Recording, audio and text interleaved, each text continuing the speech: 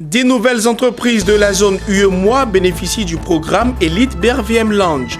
La présentation de ces PME s'est faite en présence de Souleymane Diarra Souba, ministre ivoirien du Commerce, de l'Industrie et de la Promotion des petites et moyennes entreprises. Un atelier de validation des rapports de diagnostic des filières ananas et mangue a réuni les acteurs des dites filières. Les enjeux de la rencontre détaillés dans cette édition. Le troisième plan d'action national a été lancé ce mardi à Abidjan en présence de Dominique Ouattara, première dame de Côte d'Ivoire. Ce plan, valable sur la période 2019-2021, contient des actions pour lutter contre les pires formes de travail des enfants. Nous y reviendrons. Vous êtes sur Business 24 Africa, bienvenue à cette édition et merci d'être avec nous. Mesdames et messieurs, la Bourse régionale des valeurs mobilières a procédé ce lundi à la présentation officielle de sa troisième cohorte d'entreprises bénéficiaires du programme Elite BRVM Lounge. Il s'agit d'un programme visant à renforcer les capacités des PME à fort potentiel en vue de faciliter leur accès au financement à long terme via le troisième compartiment de la BRVM. Cette troisième cohorte est composée de 10 entreprises, toutes issues de la zone UEMOA. C'était une présentation riche en sons et en couleurs dans les locaux du Sofitel Hôtel Ivoire d'Abidjan. Le commentaire de Nadia Eounoud. Moment festif ce lundi au Sofitel Hôtel Ivoire d'Abidjan à l'occasion de la présentation de la troisième cohorte des entreprises du programme Elite BRVM Lounge. Au total, 10 entreprises issues de la zone UEMOA, dont 4 de la Côte d'Ivoire, 4 du Sénégal, 1 du Niger et 1 du Burkina Faso. Ces entreprises exercent entre autres dans les finances, les assurances, les télécoms, la sécurité. À travers le programme Elite BRVM Lounge, ces entreprises devraient accéder à des ressources longues pour renforcer leur notoriété et accroître leur visibilité. Ce programme vise à renforcer les capacités des PME à fort potentiel de croissance en vue de faciliter leur accès au financement à long terme via le troisième compartiment de la BRVM. Ces PME pourront ainsi bénéficier de ressources longues, pourront également renforcer leur notoriété, accroître leur visibilité, avoir une valorisation permanente et changer de dimension. Cette initiative de la BRVM est saluée par le ministre ivoirien de la promotion des PME. Souleymane Diarra Souba, après avoir félicité la BRVM, l'a encouragé à pérenniser cette volonté de susciter des champions nationaux. Par l'ouverture au financement, la BRVM aide les entreprises du secteur privé et particulièrement les PME à tirer avantage des opportunités qu'offre la zone de libre-échange continentale africaine, la ZLECAf. Je voudrais donc pour ce faire, au nom du gouvernement, vous féliciter et vous encourager à continuer de soutenir l'économie nationale et sous-régionale par l'accompagnement et le renforcement des capacités des entreprises à fort potentiel de croissance susceptibles de constituer des champions nationaux. Autant pour le ministre Souleymane Diarra Souba, le programme Elite BRVM Lounge est perçu par les entreprises de la troisième cohorte comme un axe majeur dans la stratégie de développement du marché et un outil essentiel dans leur mise à niveau. Ce programme Elite va nous permettre d'atteindre les objectifs que nous sommes fixés. Ce sont des objectifs assez importants en termes de recherche de financement, en termes de formation, d'encadrement. Alors nous avons été sélectionnés sur la base de critères assez spécifiques et l'objectif est d'atteindre un certain niveau d'organisation qui puisse nous permettre plus tard de faire entrer l'entreprise au niveau de la bourse régionale. En tant que troisième, on a devant nous, comme on va dire, des multinationales et pouvoir compétir sur ces marchés-là, il faut avoir des standards internationaux. Et avoir des standards internationaux, c'est s'inscrire dans des programmes tels que celui d'Elite, qui est un programme international. Le programme Elite BRVM Lounge est une déclinaison du programme Elite initié par la Bourse de Londres et exécuté en partenariat avec la Bourse de Casablanca. Après le lancement de cette troisième cohorte portant à 30 le nombre des PME, la Bourse régionale des valeurs mobilières BRVM veut atteindre le nombre de 50 entreprises d'ici 2020.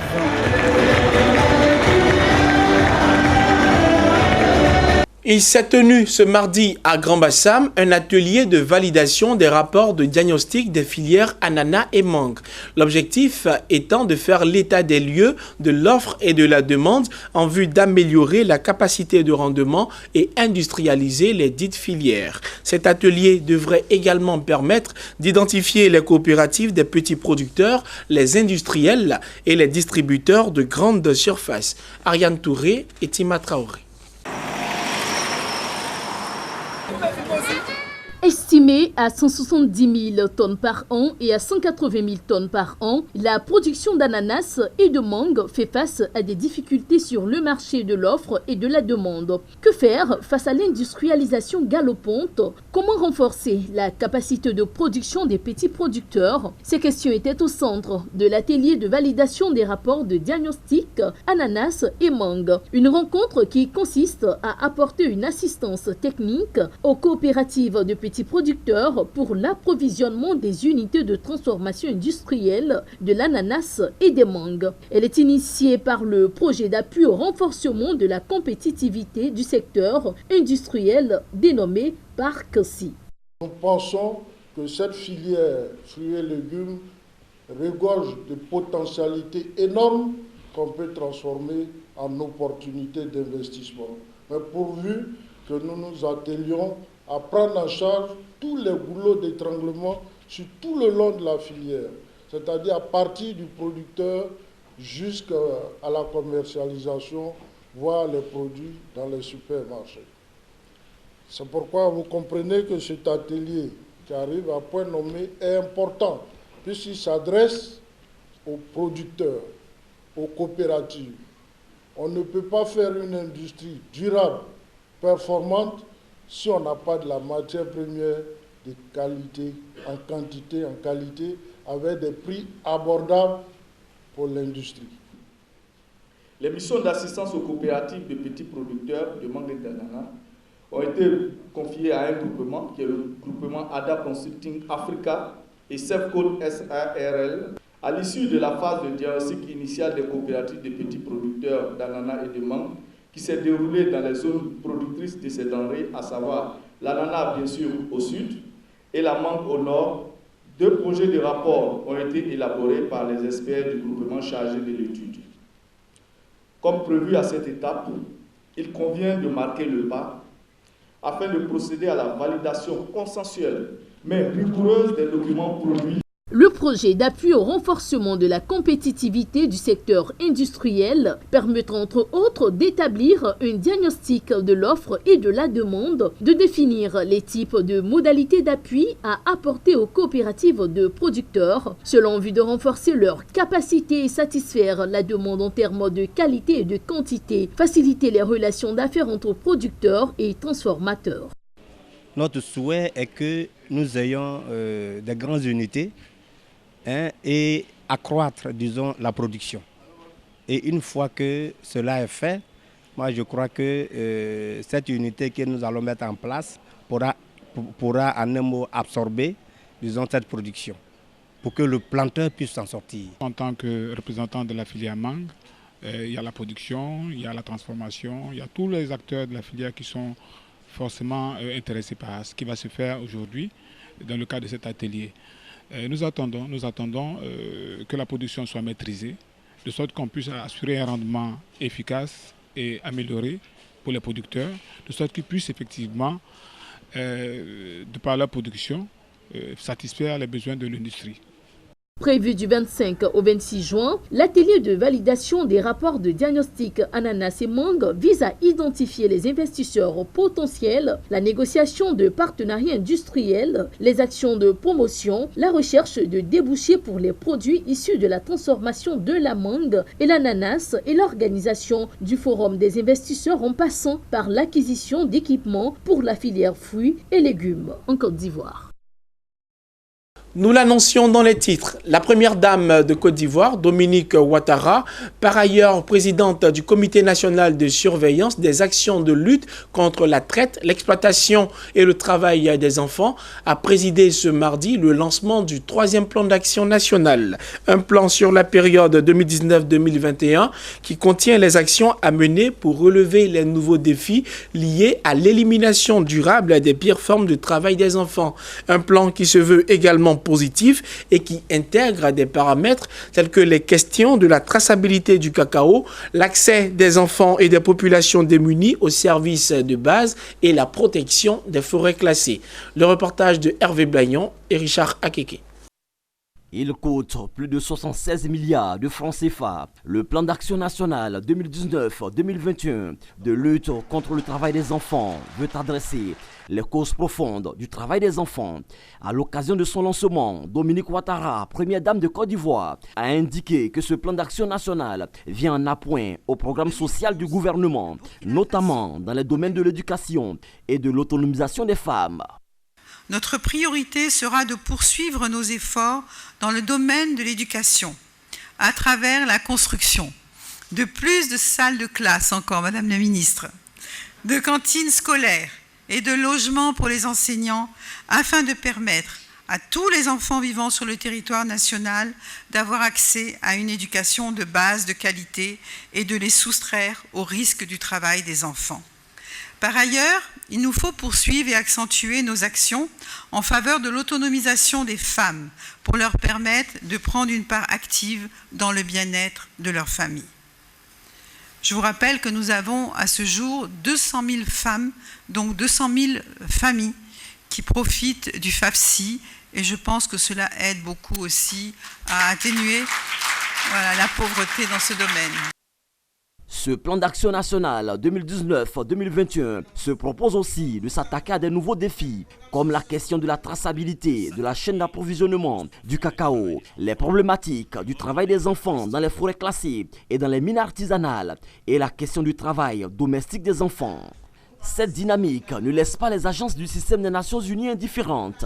Selon le directeur régional adjoint du Bureau international du travail, le BIT et l'UNICEF accompagneront l'exécution de ce plan d'action national. Je suis heureux de vous confirmer aujourd'hui que le BIT et l'UNICEF ont d'ores et déjà mobilisé des ressources pour ce faire. En effet, avec un financement généreux du gouvernement des Pays-Bas, nos deux agences appuieront la mise en œuvre du plan d'action national de lutte contre la traite, l'exploitation et le travail des enfants 2019-2021. Ces deux projets cibleront en particulier les secteurs du cacao et leur paillage. Pour rappel, en vue d'éradiquer le phénomène du travail des enfants, la Côte d'Ivoire s'était dotée de 2 plans d'action nationaux couvrant les périodes de 2012 à 2014 et de 2015 à 2017. Ces plans avaient permis de mener des actions autour de 4 axes principaux. La prévention de ce phénomène, la protection des enfants victimes, la poursuite et la répression des trafiquants, le suivi et l'évaluation de ces actions. J'ai donc décidé de prendre vos enfants pour les scolariser en ville. L'ANADER, l'Agence nationale d'appui au développement rural, a procédé ce mardi au lancement de l'étude de faisabilité du projet de valorisation des sous-produits agricoles. La réalisation de ce projet permettra la transformation de ces produits afin d'améliorer les conditions de vie des populations rurales. Le lancement du dit projet s'est tenu dans les locaux de l'ANADER. Le reportage de Canon Fulgence et Marius Seri. L'objectif global du projet de valorisation des résidus agricoles est d'ajouter de la valeur aux déchets agricoles jusque-là abandonnés dans la nature. Initié depuis 2007 par l'Agence nationale d'appui au développement rural ANADER, le projet de valorisation des sous-produits agricoles, appelés résidus agricoles, permettra leur transformation en biocarburant. Il va réduire leur impact néfaste sur l'environnement et va améliorer le revenu des producteurs. Quand vous prenez les coques de cacao, la Côte d'Ivoire produit 2 millions de tonnes de fèves aujourd'hui, mais c'est pratiquement, les coques, c'est 80% du poids des fèves. Donc vous voyez ce que ça représente comme masse. C'est une masse énorme de sous-produits. Moi, je n'aime pas le terme résidu parce que c'est comme si c'est un produit qui a de la valeur. Aujourd'hui, qui a de la valeur. Et on le sait que ça va avoir encore plus de valeur bientôt. Plusieurs partenariats ont été tissés avec des entreprises suédoises dans le cadre de la réalisation de l'étude de faisabilité du projet. La Suède étant bien avancée dans le domaine de la transformation des résidus agricoles. La Suède est en avance sur tout ce qui est aspect climat, aspect environnement. Donc eux, déjà chez eux, ils utilisent les déchets, les résidus des déchets ménagers et autres pour produire du biocarburant. Donc quand nous nous avons rencontrés, on a émis nos idées, on s'est rendu compte que nous avons une intersection. C'est une continuation sur un projet qu'on a fait l'année dernière, où on a fait une Bus Rapid Transfer étude ici. Et maintenant, la deuxième étape, c'est trouver les biocarburants qu'on peut produire ici localement. Les objectifs, c'est aussi de réduire la pauvreté et pour le développement rural. L'étude de faisabilité du projet de valorisation des sous-produits agricoles en Côte d'Ivoire prendra 6 mois et va s'achever le 12 décembre 2019. Parlons technologie à présent. Une nouvelle plateforme numérique de transactions financières vient de voir le jour en Côte d'Ivoire. Dénommée Sika Money Circulation, elle a été lancée dans la capitale économique Abidjan, plus précisément dans la commune du Plateau, le centre des affaires. Ses promoteurs prônent l'inclusion financière à travers l'accessibilité des services simples et adaptés au grand public. Le reportage de Francofi et Richard Akeke, commenté par Lucien Sbokwa. C'est une nouvelle offre de services dans l'écosystème des transactions financières via le digital.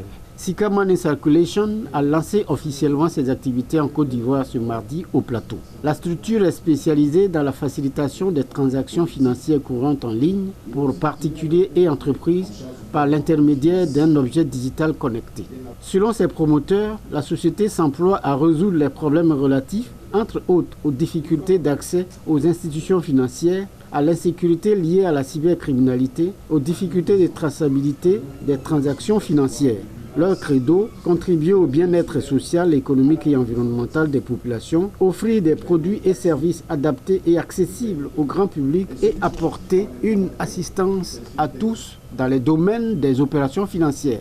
Sika, c'est l'inclusion financière. Sika Money Circulation, c'est faire en sorte que l'argent puisse circuler librement, faire en sorte que chacun puisse utiliser des moyens digitaux pour avoir accès aux services. Notre plateforme est une plateforme professionnelle. Ce n'est pas une plateforme juste pour faire du transfert d'argent. Nous avons montré comment les professionnels peuvent utiliser cette plateforme. Donc nous nous adaptons aux besoins des clients. Nous faisons en sorte que et les clients et les partenaires soient satisfaits par les mouvements de flux d'argent qui circulent dans le système. Et surtout, nous mettons, vous avez vu tout à l'heure qu'il y a 2 institutions financières, une SFD et une banque sous-régionale, qui nous accompagnent, simplement parce que nous, en tant qu'anciens banquiers, nous faisons en sorte que le système financier classique soit toujours au centre de nos affaires. Les services de Sika sont les paiements marchands, des factures et des masses, les transferts d'argent et de crédit, des collectes et de fonds, les dépôts sur le compte bancaire et les rechargements des cartes prépayées. Avec un faible taux de bancarisation compris entre 15 et 20%, Sika intervient pour combler ces insuffisances et apporter des innovations au système financier. Cette plateforme professionnelle fait ainsi la promotion de l'inclusion financière. Il faut viser l'informel et on sait que dans l'informel, il y a beaucoup de femmes qui opèrent. C'est ainsi que Sika, à travers son offre de services, notamment l'offre de collecte et de e-commerce, peut aider à atteindre l'objectif fondamental d'une plus grande inclusion financière. Pour l'heure, ce sont 120 agences majoritairement situées dans la zone de la capitale économique dont dispose la structure. Elle compte s'implanter progressivement sur l'ensemble du territoire national et au-delà des frontières ivoiriennes. C'était la dernière information de ce journal. Merci de nous avoir suivis et bonne suite de programme sur Business 24 Africa.